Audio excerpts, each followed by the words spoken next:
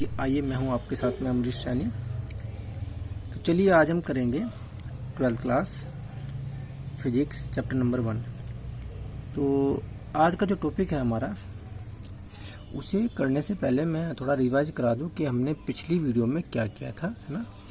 पिछली वीडियो में जो हमारा क्वेश्चन था वह कुछ इस तरह से था, ठीक है ना, कि एक समान आवेशित अनंत समतल चादर के कारण विद्युत क्षेत्र की तीव्रता ज्ञात करो, या एक समान आवेशित अनंत समतल चादर के कारण विद्युत क्षेत्र, ठीक है ना, वो फाइंड करना था, है ना। तो इसमें कुछ हमारे पास कुछ डेरिवेशन था, इस तरह से हमने किया था इसको। ये पिछली वीडियो में था, है ना, इस तरह से था हमारे पास डेरिवेशन, इसको हमने सोल्व किया था, ठीक है। तो चलिए आज का जो हमारा टॉपिक है वह इम्पोर्टेंट टॉपिक है, ये भी हमारा बोर्ड में आ चुका है ना। देखिए क्वेश्चन क्या है, देखिए समझेंगे जरा। एक समान रूप से आवेशित गोलीय कोश के कारण किसी बिंदु पर विद्युत क्षेत्र की तीव्रता ज्ञात करना या विद्युत क्षेत्र ज्ञात करना, ठीक है। तो बेटा इस क्वेश्चन को हमें क्या करना है, सॉल्व करना है। तो कंडीशन ये है, देखिए जरा क्वेश्चन में कहा है कि एक समान रूप से आवेशित गोलीय कोश, कोश का मतलब होता है खाली, यानी कि एक हमने कोई ऐसा गोला लिया है जो कि आवेशित है, ठीक है ना, और वह आवेशित क्या हो, और वह गोला क्या हो, अंदर से खोखला हो, ठीक है। जैसे कि हमारे पास में कोई बॉल होती है ना, बॉल है ना, वो बॉल अंदर से खोखली होती है। तो इस तरह से हमने कोई गोला लिया है। तो कंडीशन यह है कि क्वेश्चन में हमसे पूछा गया है कि भाई आपको किसी बिंदु पर विद्युत क्षेत्र बताना है उस गोले के कारण, ठीक है। तो देखिए गोले के कारण जो हम क्षेत्र ज्ञात करेंगे उसमें हमारे सामने कुछ कंडीशन आ रही है। ये कंडीशन ये आ रही है बेटा कि मैं आपको बताऊं कि भाई यदि ऐसी बात है, तो जैसे कि हमारे पास ये क्वेश्चन था, इसमें हमारे पास कंडीशन ये बन सकती है, यदि मेरे पास ये कोई गोला है, थोड़ा समझा दूं पहले आपको। यदि ये कोई मेरे पास में गोला है, ऐसे गोला है, तो इस गोले के कारण किसी बिंदु पर विद्युत क्षेत्र जो होगा वो 3 टाइप से होगा। नंबर 1, इस गोले के बाहर, है ना, बाहर कहीं भी हो सकता है पॉइंट जहां हमें विद्युत क्षेत्र ज्ञात करना है ना। सेकंड है कि इस गोले की सतह पर हो सकता है, कहीं पर भी, समझ में आई बात। थर्ड पॉइंट है हमारा कि इस गोले के अंदर कहीं पर भी बिंदु हो सकता है, उस पर क्षेत्र ज्ञात करना है। तो यानी कि एक ही क्वेश्चन में 3 हमारे पॉइंट हैं, 3 बिंदु हैं, 3 स्थितियां हैं जिन पर हमें जो है ये फॉर्मूले सिद्ध करने, जिनकी सहायता से फॉर्मूले सिद्ध करने हैं, और इस पर हम चर्चा करेंगे कि किस तरह से होगा। चलिए जरा करते हैं क्या कंडीशन है। तो आइए, जैसा कि हम स्क्रीन पर देख रहे हैं कि क्वेश्चन का जो आंसर है, थोड़ा हम इसको पढ़ लेते हैं। एक समान रूप से आवेशित, है ना, तो भैया एक समान रूप से आवेशित गोलीय कोश के कारण किसी बिंदु पर विद्युत क्षेत्र की तीव्रता 3 स्थितियों में ज्ञात की जा सकती है ना। वो क्या है, देखिए फर्स्ट स्थिति हम लेंगे। कंडीशन हमारी जो फर्स्ट है वो कुछ इस तरह से है कि गोलीय कोश के बाहर किसी बिंदु पर विद्युत क्षेत्र की तीव्रता या विद्युत क्षेत्र, है ना। देखिए डायग्राम समझेंगे जरा, क्या है डायग्राम हमारा कुछ इस तरह से। भैया हमने क्या किया है, ये हमने एक गोला बनाया है ना, ये वाला गोला जो है ये गोलीय कोश है, ठीक है ना। इसका हमने नाम दे दिया गोलीय पृष्ठ, ये गोलीय पृष्ठ है। तो इस पर क्या है, ये आवेश स्थित है। ये बात ध्यान रखना कि आवेश हमेशा जो है किसी भी वस्तु की सतह पर होते हैं, है ना। तो ये आवेशित है, हो सकता है माइनस भी हो सकता है, कोई प्रॉब्लम वाली बात नहीं है, ठीक है ना। तो ये हमारे जो है क्या है, आवेशित गोला है। तो कंडीशन क्या है कि बेटा हमें इसमें बताना है बाहर। मान लिया हमने कि बिंदु P जो है वो बाहर है, तो इस पर हमें क्षेत्र बताना है इस गोले के कारण, इस आवेशित गोले के कारण, ठीक है। तो ये जो बिंदु P है, इसको मैं क्या करूंगा, इसको मान करके, इसको केंद्र मान करके मैं इस बिंदु को किसी काल्पनिक पृष्ठ की सतह पर मान करके मैं इस तरह से काल्पनिक गोशीय पृष्ठ बना दूंगा ना, ठीक है ना। बनाने के बाद इस पर भी हम एक इस तरह से एक जो है क्षेत्र बनाएंगे, एक काल्पनिक गोला बनाएंगे। तो हम ये देख रहे होंगे कि भैया इस ये जो गोला है, इस गोले के कारण जो क्षेत्र की डायरेक्शन है वो इस तरह से है, मैंने ऐसे दिखा दिया, ठीक है ना। और इसी प्रकार ये जो हमने काल्पनिक पृष्ठ बनाया था इस बिंदु पर, तो इस बिंदु पर जो काल्पनिक पृष्ठ था, गौसीय पृष्ठ, उसकी डायरेक्शन भी इसी साइड में है जिस साइड में क्षेत्र की तीव्रता है, क्षेत्र है, ठीक है। ऐसा क्यों? क्योंकि आप कभी बॉल लीजिएगा, तो बॉल लेकर के यदि आप बॉल के ऊपर कोई भी एक गोला बनाएंगे, कोई भी एक सरफेस बनाएंगे, कोई ऐसा छोटा सा पृष्ठ बनाएंगे, तो आपको जो पृष्ठ नजर आएगा वो जो बॉल का जो एक प्रकार जो सतह है ना, तो उस पर इस तरह से ऊपर की ओर नजर आएगा वो, है ना। तो कंडीशन ये है कि बेटा इन दोनों की जो डायरेक्शन होगी, आपको बस इतना समझना है कि इन दोनों की जो डायरेक्शन होगी वो क्या होगी, वो सेम होगी, है ना। पृष्ठ, इस पर जो पृष्ठ है इसकी डायरेक्शन भी और क्षेत्र की डायरेक्शन भी दोनों की सेम होगी, इसलिए क्या हो जाएगा, इनके बीच में एंगल जो होगा वो 0 डिग्री बनेगा। क्लियर? तो ऐसा होने पर जब हम इसको सोल्व कर रहे हैं, सेम इसी प्रकार से है जैसे कि हमने पिछले क्वेश्चन किए हैं, घबराना नहीं है, समझना है अच्छी तरह से, देखिएगा। तो डायग्राम हमारा हो गया। इसके बाद देखिए हमने क्या किया, इनको लिख लिया कि गौसीय पृष्ठ और ये हमारा गोलीय पृष्ठ है ना। तो भैया हम करेंगे इसको सोल्व करने पर हम क्या कर रहे हैं, देखिए गोलीय पृष्ठ से बाहर बिंदु P पर विद्युत क्षेत्र ज्ञात करना है, ठीक है, जिस पर हमें ज्ञात करना है। गौसीय पृष्ठ से गुजरने वाला विद्युत फ्लक्स क्या हो जाएगा, फाई ई इक्वल्स टू, इस समाकलन का साइन है E into D S cos theta. तो इस समाकलन का साइन आप समझ रहे होंगे। हम यदि किसी हमें क्या करना है, समाकलन का मतलब ये एक प्रकार से फॉर्मूला मैंने आपको बताया था पिछली डेरिवेशन में भी हमने किया है ना। फ्लक्स के लिए फॉर्मूला यही होगा। अब तुम सोच रहे होंगे सर ये ई क्यों लगाया जाता है। देखो ई से आपको घबराना नहीं है। ई का मतलब है कि भाई क्षेत्र के कारण ही जो है वो है, क्षेत्र के कारण ही जो क्या है, फ्लक्स है, ठीक है।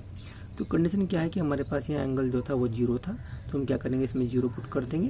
तो 0 पुट करने के बाद हम देख रहे होंगे कि भाई हमारे पास जो है ये क्या आ रहा है, 0 रख दिया। 0 रखने के बाद हम जानते हैं कि भाई इसकी जो वैल्यू होती है हमारे पास में, कोस 0 डिग्री की वैल्यू जो होती है वो 1 होती है। तो हमारे पास जो क्या होगा, इसको मैं बाहर निकाल करके इसको ऐसे लिख लूँगा, ठीक है।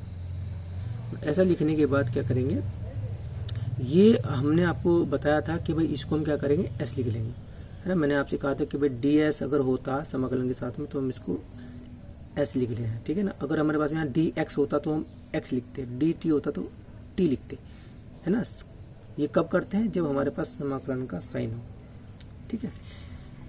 तो ऐसे कर देंगे इसको लिखने के बाद। अब देखिए जरा, ऐसी कंडीशन होने के बाद देखिए ये जो एस है, एस की जो वैल्यू दी हुई है वो हमें दी हुई है 4 पाई आर स्क्वायर, ठीक है। ऐसा क्यों, क्योंकि देखिए जरा क्वेश्चन जो था हमारा वो कुछ इस तरह से था। ये क्या है क्वेश्चन में, ये जो गोला है, गोला है ना, गोला। तो गोले की ये जो त्रिज्या है बेटा, ये हमने क्या मानी थी, ये हमने जो है कैपिटल आर मान ली, ठीक है।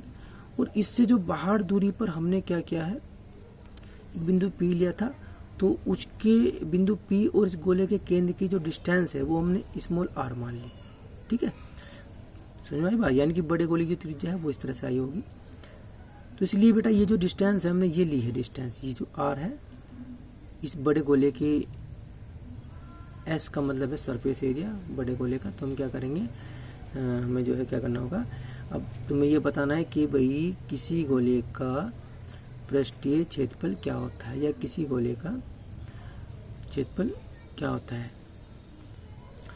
तो पृष्ठीय क्षेत्रफल जो होगा भैया हमारे पास, गोले का जो पृष्ठीय क्षेत्रफल होता है वो हमारे पास होता है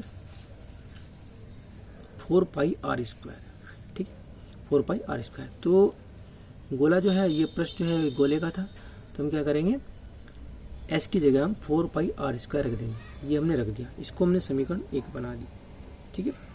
समीकरण 1 बनाने के बाद इसी तरह से हम क्या करेंगे, गॉस की प्रमेय से फिर गॉस की प्रमेय लिखेंगे, जैसे कि पिछले क्वेश्चन में हमने किया था। तो गॉस की प्रमेय हमारे पास ये है, ठीक है ना।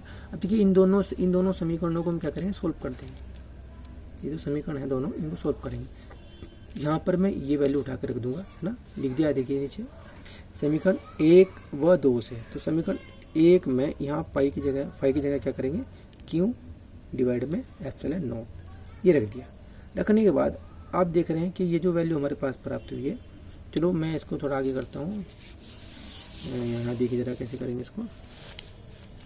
तो ये सेम वैल्यू उतार ली हमने पूरी, है ना। ऐसा उतारने के बाद हमने क्या किया है, यहाँ से जो ई है इसको यहीं रखेंगे, बाकी 4 पाई आर स्क्वायर जो है इसको मैं इधर लेकर जाऊँगा इसके पास में इंटू में, है ना, क्यू के डिवाइड में और एप्सिलॉन नॉट के इंटू में। तो हम इसको यहाँ पर लेकर के आगे बेटा, ठीक है, क्लियर होगी बात। ऐसा करने पर देखिए हमारे पास कंडीशन क्या है, हमने क्या किया, 4 पाई एप्सिलॉन नॉट को जो है 1 में करके लिख दिया और क्यू के अपोन में लिख दिया आर स्क्वायर को, ठीक है। इसको इधर इसको लिख सकते हैं।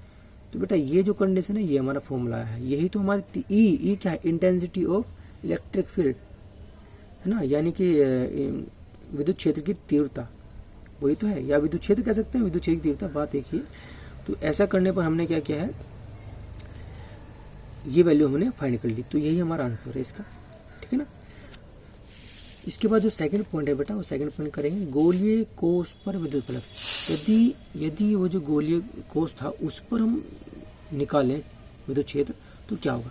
देखिए कुछ इसमें कुछ खास नहीं है, सिंपल सी बात है। देखिए सोल्व पे हमारे पास इसी तरह से हो जाएगा, बस क्या होगा, यहाँ डिफरेंस सिर्फ इतना होगा कि यहाँ कैपिटल आर आ जाएगा, है ना, क्योंकि वहाँ हम बड़े गोले की त्रिज्या की बात कर रहे थे, वो स्मॉल आर ले ली थी हमने स्टार्टिंग में डायग्राम में, इसलिए हमने स्मॉल आर रख दिया था। अब हम छोटे गोले की त्रिज्या जो ले रहे हैं बस यहाँ हमें कैपिटल आर रख देना है और कोई प्रॉब्लम वाली बात नहीं है। खैर चलिए कर ही लेते हैं ना। ये मेरे पास में गोला है, गोलीय कोष है, ये आवेशित है। बिंदु P पर मुझे क्या, यहाँ जो बिंदु P है ये कोई, है ना, इसको मैं P मान लेते हैं, कोई दिक्कत वाली बात नहीं है दोबारा से, है ना। इस बार हमने क्या किया, इस बिंदु P को हमने इस पर सोच लिया कि भाई हो सकता है यहाँ हो, है ना, इस पर हमें फाइंड करना हो क्षेत्र, तो भैया इस पर हमने क्षेत्र बनाया। तो सेम वही प्रोसेस है, इस पृष्ठ के क्षेत्र की जो डायरेक्शन है और विद्युत क्षेत्र की जो डायरेक्शन है वो दोनों सेम है, ठीक है ना, इसलिए एंगल जो होगा वो क्या होगा, 0 होगा। तो ऐसा होने पर गोशीय पृष्ठ से गुजरने वाला विद्युत फ्लक्स, तो देखिए कैसे करेंगे भैया, वही फॉर्मूला था हमारे पास थीटा। अब थीटा की वैल्यू फिर हमें यहाँ क्या रखनी है, 0 रखनी है, फिर वही कंडीशन करनी है ना, फिर सब कुछ वही आ जाएगा। एस की वैल्यू फिर वही रख देंगे, इस बार एक्स की वैल्यू में क्या आएगा, स्मॉल आर की जगह कैपिटल आर आ जाएगा ना, क्योंकि जो त्रिज्या है वो हमारी कैपिटल आर है, ठीक है, ठीक है ना। अच्छा तो ऐसा करने पर हमने क्या किया, इसको सॉल्व किया है, फिर आगे क्या करेंगे और देखते हैं। तो ये हमारी जो है समीकरण 1 बन गई। इसी प्रकार फिर हम उसी तरह से करेंगे गॉस की प्रमेय, जैसे गॉस की प्रमेय हमारे पास ये थी, समीकरण 2 बन गई। इन दोनों समीकरणों की सहायता से हम क्या करेंगे, इनको सोल्व करेंगे। तो यहाँ फाई की जगह क्या करेंगे, इस फाई की जगह क्या करेंगे, ये वैल्यू हम रख देंगे उठा करके समीकरण 1 व 2 से, है ना, इस तरह से, समझे ना। तो देखिए हमने लिख भी दिया है समीकरण 1 व 2 से, तो ये वैल्यू हम क्या करेंगे, यहाँ पुट कर देंगे, पुट कर दी हमने। फिर क्या किया, ये पूरी वैल्यू हम क्या करेंगे, इसके इंटू में लेकर आ जाएंगे, इधर डिवाइड में, ये लेकर के आ गए इधर, ठीक है ना, क्लियर। ये क्यू अपॉन एप्सिलॉन नॉट और इंटू 4 पाई आर स्क्वायर, है ना, ये इंटू में आ जाएगा ना। तो वही कंडीशन जैसे पिछली बार किया था हमने, तो 1/4 पाई एप्सिलॉन नॉट को एक साइड में लिख लेंगे और इंटू में Q upon capital R square, ठीक है। इसको हम इस तरह से बॉक्स में बंद कर लेंगे, है ना। तो यही हमारा आंसर है, ये जरूरी नहीं है बॉक्स में बंद करना तो ये जो है इस तरह से ये हमारा आंसर आ जाएगा। कब आएगा, जब कोई बिंदु गोलीय कोष के पृष्ठ पर स्थित हो तो उस वक्त विद्युत क्षेत्र कितना होता है, ठीक है। थर्ड पॉइंट है इसमें, मोस्ट इंपोर्टेंट पॉइंट है, बहुत छोटा सा पॉइंट है, समझ लेना। जो थर्ड स्थिति थी हमारी, यदि बिंदु गोलीय कोष के अंदर हो तो विद्युत क्षेत्र शून्य होगा, क्योंकि आवेश केवल गोले के पृष्ठ पर स्थित होते हैं। बेटा आवेश हमेशा गोले के पृष्ठ पर होते हैं, अंदर तो कोई आवेश है ही नहीं, तो उस पर तो अंदर तो कोई फर्क पड़ने का ही नहीं, है ना। जिससे कि ये डायग्राम था, जैसे कि ये था, इस तरह से ये इनके अंदर जो होगा वो क्षेत्र जो होगा वो शून्य होगा, ये बाहर की ओर ही क्षेत्र होगा, ठीक है ना। तो ये हमारा जो क्वेश्चन था, है ना। आइए चलिए मैं ज़रा आपको रिपीट करा देता हूँ इसमें ये किस तरह से था, एक बार रिपीट कर लेते हैं, आप आराम से इसको रोक करके देख लेना। तो ये हमारा क्वेश्चन था बेटा, देख लीजिए आप, ये सॉल्यूशन था हमारा।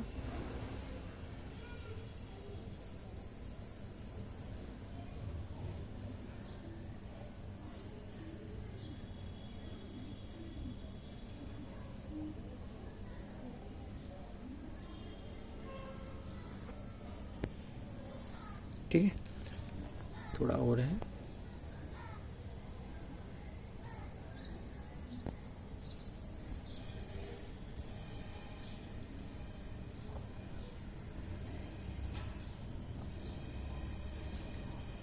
ठीक